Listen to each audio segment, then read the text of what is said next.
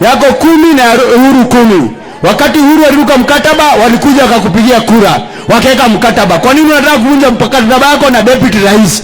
Sisi tunasema kama mlima hatutagawanywa na hatutanunuliwa kwa chakula ya tumbo.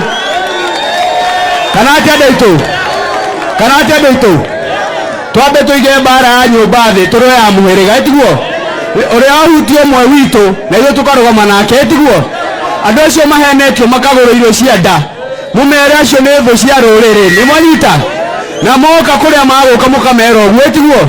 Vijana oe, vijana fire, mtasalimia watu, mtawasalimia.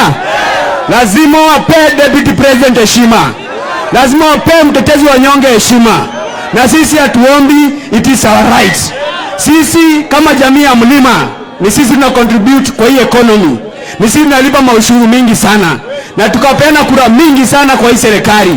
It is our rightful share of government and respect that we demand from the government of William Ruto. Na tutiragoa na tutirahoya, it is our right. Nimokoro Gachagua tanyonie na moko ni andũ na merede kuroga Gachagua.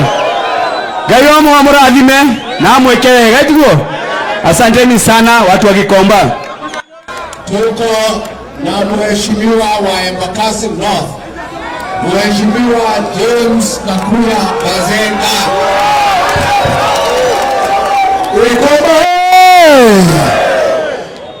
Watu wa Gikomba, leo tuna mgeni rasmi ambaye ni naibu wa rais, na sisi kama wa Nairobi yetu ni kusema mgeni karibu sana.